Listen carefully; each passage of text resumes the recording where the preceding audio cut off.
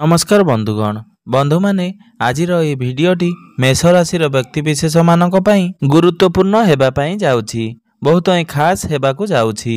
बंधु माने 1995 मसीहा जून 2 तारिख रे आपनक राशि रे अर्थात मेष राशि रे शनि 7.5 लागिथिला।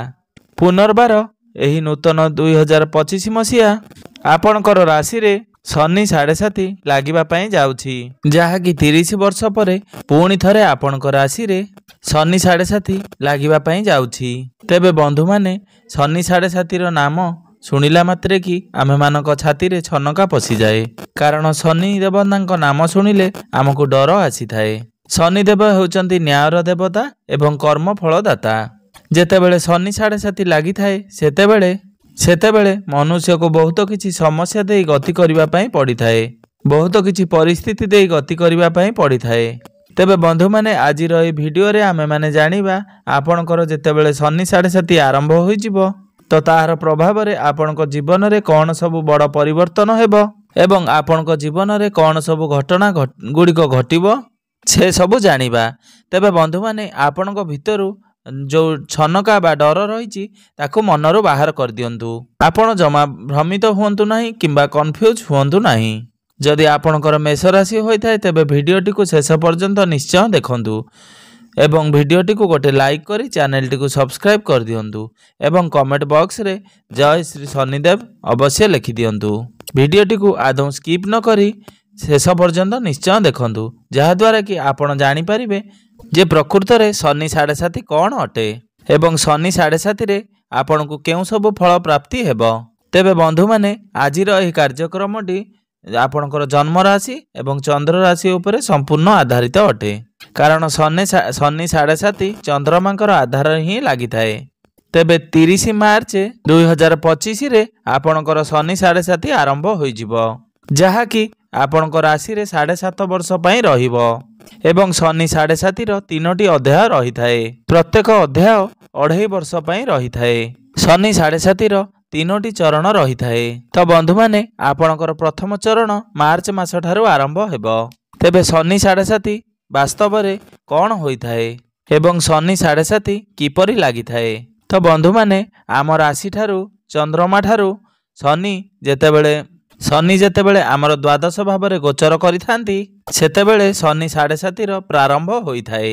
तो आपनकर राशि हेउची मेष राशि एवं आपनकर राशि रो द्वादश भाव रे गोचर करिवे शनि, सेतेबेले आपनकर शनि 7.5 रो प्रथम चरण आरंभ होई जिवो एवं शनि जेतेबेले आपनकर राशि को चलन करिवे आपनकर प्रथम भाव को चलन करिवे सेतेबेले द्वितीय चरण आपनकर शनि 7.5 रो आरंभ होई जिवो एवं शनि जेतेबेले आपनकर द्वितीय भाव को चलन करिवे सेतेबेले आपनकर शनि 7.5 रो तृतीय चरण आरंभ होई जिवो।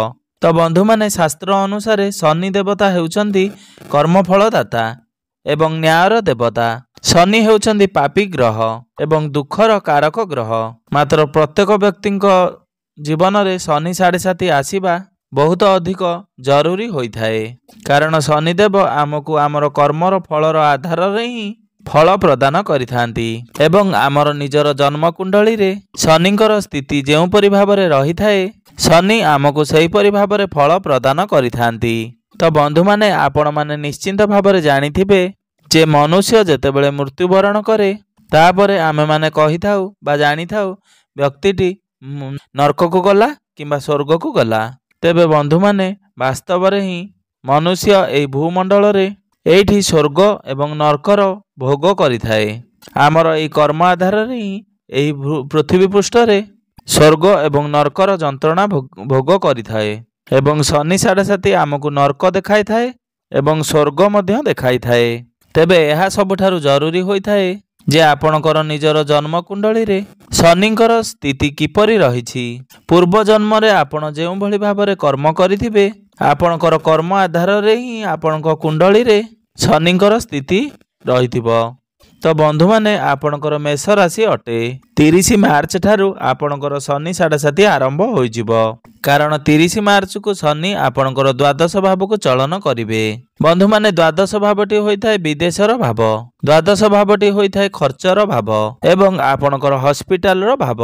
तो जेमिति ही शनि आपणकर द्वादश भाव को चलन करिवे आपण लक्ष्य करिवे जे आपणक ऊपर रेस्पॉन्सिबिलिटी अधिक आसीबो ताहा आपणकर परिवार रेस्पॉन्सिबिलिटी हेउ बा आपणकर कार्य क्षेत्र रेस्पॉन्सिबिलिटी हेउ एवं जेउ व्यक्ति मानक ऊपर कोनोसी दायित्व नथिला बा सेमानकर कोनोसी कर्तव्य नथिला तो सेमानक ऊपर दायित्वर भार चली आसीबो।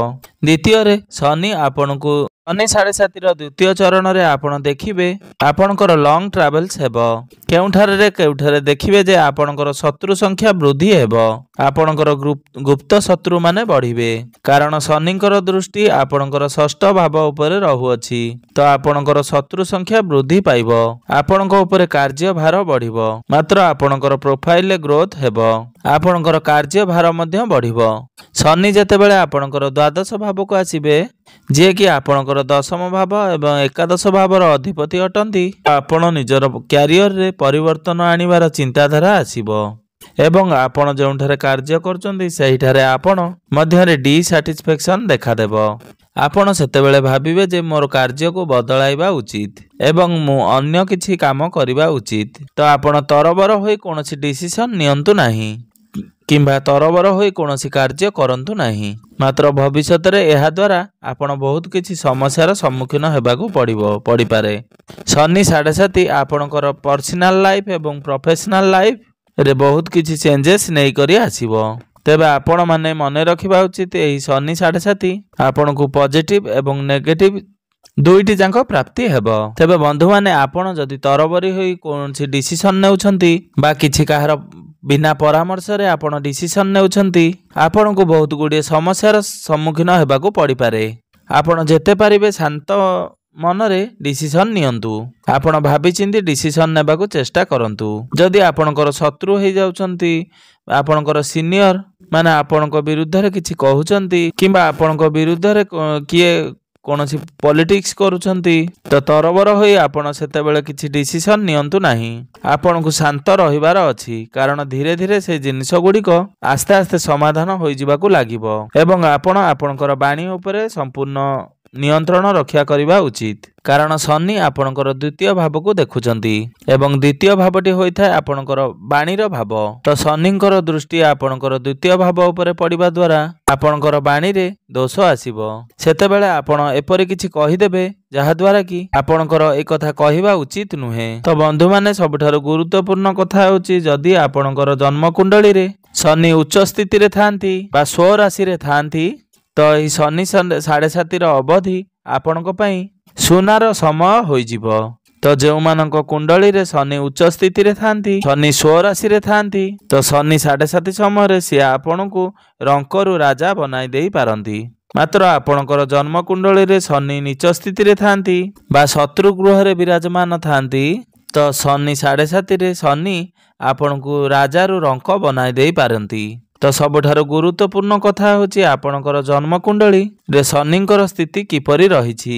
तो शनि जेतेबेले आपणकर द्वादश भाव को चलन करिवे सेतेबेले आपणकर विदेशी गतिविधि बढ़ी जिवो आपण जदि कोनोसी मैन्युफैक्चरिंग रे कार्य करूछंती इम्पोर्ट एक्सपोर्ट रे काम करूछंती तो आपणक ऊपर कार्यभार बहुत अधिक रहिबो एही समय आपण धार्मिक यात्रा मध्य करि पारंती आपणकर मन धर्म आड़कू अवसर होई पारे आपणकर खर्च एई भली हबो जो भली कार्य रे आपणकर जो भली कार्य रे खर्च हेउ नथिला सेथिरे अधिक खर्च हेबो परिवार को नहीं कि आपणकर खर्च अधिक बढ़ी पारे आपणकर खर्च कोनोसी भी कार्य रे होई पारे। तो बंधु माने आपण आपणकर परिवार रो स्वास्थ्य उपरे टिके ध्यान रखिबार अछि परिवार रो प्रत्येक सदस्यक उपरे आपणकर स्वास्थ्य रो जत्न नेबार अछि विशेष करी आपणकर पितांकर स्वास्थ्य रे जत्न नेबार अछि कारण शनिकर दृष्टि आपणकर नवम भाव उपरे ରହୁଛି ଏବଂ ନବମ ଭାବଟି ଆପଣଙ୍କର ପିତାଙ୍କର ଭାବ ହୋଇଥାଏ। ତେବେ ପଜିଟିଭ ଏଇଆ ଆପଣଙ୍କ ଉପରେ ରେସ୍ପନ୍ସିବିଲିଟି ବଢିବ, ଅର୍ଥାତ୍ ଆପଣଙ୍କର ଗ୍ରୋଥ ମଧ୍ୟ ହେବ। ଆପଣଙ୍କର ଫାଇନାନ୍ସିଆଲ ଗ୍ରୋଥ ହେବ, ଆପଣଙ୍କର ଇନକମରେ ଗ୍ରୋଥ ଆସିବ, ଆପଣଙ୍କର ବ୍ୟାଙ୍କ ବାଲାନ୍ସ ମଧ୍ୟ ବଢିବ। ତା ଛଡା ଶନିଙ୍କର ଦୃଷ୍ଟି ଆପଣଙ୍କର ତୃତୀୟ ଭାବ ଉପରେ ରହୁଛି। ତ ଆପଣ ଏହି ସମୟରେ ଅଧିକ ପଜିଟିଭ ହୁଅନ୍ତୁ ନାହିଁ କିମ୍ବା କୌଣସି କଥାକୁ ନେଇ ଆପଣ ଗଭୀର ଭାବରେ ଚିନ୍ତା କରନ୍ତୁ ନାହିଁ। ତ ବନ୍ଧୁମାନେ, ଶନି ଯେତେବେଳେ ଚନ୍ଦ୍ରମାଙ୍କର ପାଖରେ ଥାନ୍ତି, ଅର୍ଥାତ୍ ଆପଣଙ୍କର ପ୍ରଥମ ଭାବଟି ହୋଇଥାଏ ଚନ୍ଦ୍ରମାଙ୍କର ଭାବ, ଦ୍ୱାଦଶ ଏବଂ ଦ୍ୱିତୀୟ ଭାବଟି ହୋଇଥାଏ ଆପଣଙ୍କର ଚନ୍ଦ୍ରମାଙ୍କର ପାଖାପାଖି ଭାବ। ତ ଶନି ଯେତେବେଳେ ଆପଣଙ୍କର ଦ୍ୱାଦଶ ଭାବରେ ଥାନ୍ତି କିମ୍ବା ଆପଣଙ୍କର ଦ୍ୱିତୀୟ ଭାବରେ ଥାନ୍ତି, ତ ଶନି ଚନ୍ଦ୍ରମାଙ୍କର ପାଖାପାଖି ଥାନ୍ତି। ତ ଶନି ଯେତେବେଳେ ଚନ୍ଦ୍ରମାଙ୍କର ପାଖାପାଖି ଥାନ୍ତି, ତ ଆପଣଙ୍କ ଭିତରେ ମାନସିକ ଅଶାନ୍ତି ବଢିଥାଏ। ତ ଏହି ସମୟରେ ଆପଣ ଅଧିକ ଚିନ୍ତାଗ୍ରସ୍ତ ରହିଥାନ୍ତି, ଗଭୀର ଚିନ୍ତାରେ ରହିଥାନ୍ତି, ଆପଣ ବହୁତ ଇମୋସନାଲ ବି ହୋଇଯାଇଥାନ୍ତି। ତ ଆପଣଙ୍କୁ ଏସବୁରେ ଟିକେ କଣ୍ଟ୍ରୋଲ ରଖିବାର ଅଛି। ତ ବନ୍ଧୁମାନେ, ଗୁରୁତ୍ୱପୂର୍ଣ୍ଣ କଥା ହେଉଛି ଯେଉଁମାନେ ଶନି 7.5ରେ ଏହାକୁ ଭଲ ଭାବରେ ବୁଝି ଯାଇଥାନ୍ତି, ସେମାନେ ଆପେ ହିଁ ରଙ୍କରୁ ରାଜା ବନି ଯାଇଥାନ୍ତି। ତ ବନ୍ଧୁମାନେ, ଯଦି ଜୀବନରେ ଦୁଃଖ ନ ଆସେ ତେବେ ସୁଖକୁ ଅନୁଭବ କରିପାରିବେ ନାହିଁ। ତ ଯଦି ଆପଣଙ୍କ ଜୀବନରେ କଷ୍ଟ ନ ଆସେ ତ ଆପଣ ସଫଳତାର ମୂଲ୍ୟକୁ ବୁଝିପାରିବେ ନାହିଁ। ସେଥିପାଇଁ ପ୍ରତ୍ୟେକ ବ୍ୟକ୍ତିଙ୍କ ଜୀବନରେ ଶନି 7.5 ଆସିବା ଜରୁରୀ ଅଟେ, କାରଣ ଶନି 7.5ରେ ଆପଣଙ୍କୁ କର୍ମର ମହତ୍ଵ ଜଣା ପଡିଥାଏ। ଆପଣଙ୍କୁ ନିଜ ଏବଂ ପର ଭିତରେ ତଫାତ୍ ଜଣା ପଡିଥାଏ। କିଏ ଆପଣଙ୍କର ପ୍ରକୃତରେ ଶତ୍ରୁ, କିଏ ଆପଣଙ୍କର ପ୍ରକୃତରେ ମିତ୍ର, ଏସବୁ ବିଷୟରେ ଶନି 7.5 ଭିତରେ ଆପଣ ସବୁ ଜାଣିପାରିବେ। ଜୀବନର ପ୍ରକୃତ ସତ୍ୟ ଶନି 7.5ରେ ଆପଣ ଜାଣିପାରିଥାନ୍ତି। ଶନି 7.5 ଠାରୁ ଅଧିକ ଭଲ ଜିନିଷ ଆପଣଙ୍କ ଜୀବନରେ କିଛି ବି ହୋଇନଥାଏ, କାରଣ ଶନି 7.5 ଭିତରେ ଆପଣଙ୍କ ଜୀବନରେ ଯେଉଁ ଶିକ୍ଷା ମିଳିଥାଏ ତାହା ଆପଣଙ୍କ ଆଉ କେଉଁଠାରେ ବି ମିଳିନଥାଏ। ଏପରିକି ଆପଣଙ୍କ ପରିବାର ଏବଂ ଆପଣଙ୍କର ଗୁରୁଜନ ମାନେ ମଧ୍ୟ ସେସବୁ ଶିଖାଇ ପାରିବେ ନାହିଁ, କାରଣ ଶନି 7.5ରେ ଆପଣଙ୍କ ଭିତରେ ମ୍ୟାଚୁରିଟି ଲେଭେଲ ବଢିଥାଏ, ଆପଣଙ୍କର ଜ୍ଞାନ ବଢିଥାଏ, ବୁଦ୍ଧି ବଢିଥାଏ। ତ ଆପଣ ଶନି 7.5କୁ ବୁଝିବା ପାଇଁ ଚେଷ୍ଟା କରନ୍ତୁ। ଆପଣଙ୍କ ଉପରକୁ ଯାହା ବି ସବୁ ରେସ୍ପନ୍ସିବିଲିଟି ଆସୁଛି ତାକୁ ଆପଣ ଭଲ ଭାବରେ ସମ୍ଭାଳିବା ପାଇଁ ଚେଷ୍ଟା କରନ୍ତୁ। ଆପଣ ଶାନ୍ତ ଏବଂ ନମ୍ର ରୁହନ୍ତୁ। ଆପଣ ନିଜେ ଦେଖିବେ ଯେ ଶନି ଦେବତା ଆପଣଙ୍କୁ ଆଗକୁ ବଢାଇବେ। ତେବେ ବନ୍ଧୁମାନେ, ଆପଣମାନେ ମନେ ରଖନ୍ତୁ, ଏହାଦ୍ୱାରା ଆପଣଙ୍କର କ୍ୟାରିୟରରେ ପରିବର୍ତ୍ତନ ନିଶ୍ଚିନ୍ତ ଭାବରେ ଆସିବ, ଯାହାକି ଆପଣଙ୍କ ପାଇଁ ଲାଭଦାୟକ ରହିବ। ତେବେ ଆପଣ ଆପଣଙ୍କର କ୍ୟାରିୟରରେ ନିଜର ସିନିୟର ମାନଙ୍କୁ ବା ନିଜର ବସ୍ଙ୍କ ସହିତ କଥା ହେଲା ବେଳେ ଆପଣଙ୍କ ବାଣୀ ଉପରେ ଟିକେ କଣ୍ଟ୍ରୋଲ ରଖନ୍ତୁ। ସେମାନଙ୍କ ସହିତ ଭଦ୍ର ନମ୍ର ହୋଇ କଥାବାର୍ତ୍ତା କଲେ ଆପଣଙ୍କ ପାଇଁ ଲାଭଦାୟକ ହେବ। ଆପଣ ଯୁକ୍ତିତର୍କ ବା ଆର୍ଗୁମେଣ୍ଟ ଠାରୁ ଯେତେ ପାରିବେ ଦୂରେଇ ରହିବେ। ଏବଂ ଯେଉଁମାନେ ପାଠ ପଢୁଛନ୍ତି ବା ବିଦ୍ୟାର୍ଥୀମାନେ ତାଙ୍କର ପାଠପଢାକୁ ନେଇ ସେ ଦୂରକୁ ଯାତ୍ରା କରିପାରନ୍ତି, ବିଦେଶରେ ରହି ପାଠ ପଢିପାରନ୍ତି କିମ୍ବା ଆଡମିସନ କରିପାରନ୍ତି ଏବଂ ଆପଣଙ୍କର ପାଠପଢାକୁ ନେଇ ଭଲ ପରିବର୍ତ୍ତନ ହେବାର ମଧ୍ୟ ଯୋଗ ବନୁଅଛି। ତ ଶନି ଆପଣଙ୍କର ଦ୍ୱିତୀୟ ଭାବକୁ ଦେଖୁଥିବା ହେତୁ ଏହି ସମୟରେ ଆପଣଙ୍କର ଡେଣ୍ଟାଲ ଇସ୍ୟୁ ଦେଖାଦେଇପାରେ ବା ଆପଣଙ୍କର ମୁହଁ ସମ୍ବନ୍ଧିତ କିଛି ସମସ୍ୟା ଦେଖାଦେଇପାରେ। ତ ଏହିସବୁରେ ଆପଣ ଟିକେ ଧ୍ୟାନ ରଖିବେ। ତ ବନ୍ଧୁମାନେ, ଏହା ଥିଲା ଆପଣଙ୍କର ରାଶିରେ କେବେଠାରୁ ଶନି 7.5 ଆରମ୍ଭ ହେବ ଏବଂ ଶନି 7.5 ପରେ ଆପଣଙ୍କ ଜୀବନରେ କେଉଁ ସବୁ ବଡ଼ ପରିବର୍ତ୍ତନ ହେବ ଏବଂ ଘଟଣା ଘଟିବ। ଏବେ ଆସନ୍ତୁ ଜାଣିନେବା କିଛି ପ୍ରତିକାର ବିଷୟରେ, ଯେଉଁ ପ୍ରତିକାର ଗୁଡ଼ିକ କରିବା ଦ୍ୱାରା ଆପଣଙ୍କ ଉପରେ ଆସୁଥିବା ଅଶୁଭତ୍ୱ ଗୁଡ଼ିକ ଖଣ୍ଡନ ହୋଇପାରିବ ଏବଂ ଆପଣଙ୍କୁ ଶୁଭ ଫଳ ପ୍ରାପ୍ତି ହୋଇପାରିବ। ତେବେ ବନ୍ଧୁମାନେ, ଆପଣ ପ୍ରତ୍ୟେକ ଦିନ ଶନିଙ୍କର ବୀଜ ମନ୍ତ୍ର 108 ଥର ଜପ କରନ୍ତୁ ଏବଂ ଆପଣଙ୍କର ରାଶିର ସ୍ୱାମୀ ମଙ୍ଗଳ ହୋଇଥିବା ହେତୁ ତ ପ୍ରତ୍ୟେକ ଦିନ ଆପଣ ମଙ୍ଗଳଙ୍କର ବୀଜ ମନ୍ତ୍ର 108 ଥର ଜପ କରନ୍ତୁ ଏବଂ ପ୍ରତ୍ୟେକ ଦିନ ଆପଣ ହନୁମାନ ଚାଳିଶାର ପାଠ ଅବଶ୍ୟ କରନ୍ତୁ ଏବଂ ପ୍ରତ୍ୟେକ ଦିନ ଆପଣ ସୂର୍ଯ୍ୟଙ୍କୁ ତମ୍ବା ପାତ୍ରରେ ଜଳାର୍ଘ୍ୟ ଅର୍ପଣ କରନ୍ତୁ ଏବଂ ମନ ଭିତରୁ ସମସ୍ତ ପ୍ରକାରର ଶଙ୍କା ଏବଂ ଭୟ ବାହାର କରିଦିଅନ୍ତୁ। ଦେଖିବେ ନିଶ୍ଚିନ୍ତ ଭାବରେ ଏହି ଶନି 7.5 ଆପଣଙ୍କୁ ଲାଭଦାୟକ ହେବ। ତେବେ ବନ୍ଧୁମାନେ, ଆପଣଙ୍କର ଜୀବନ ମଙ୍ଗଳ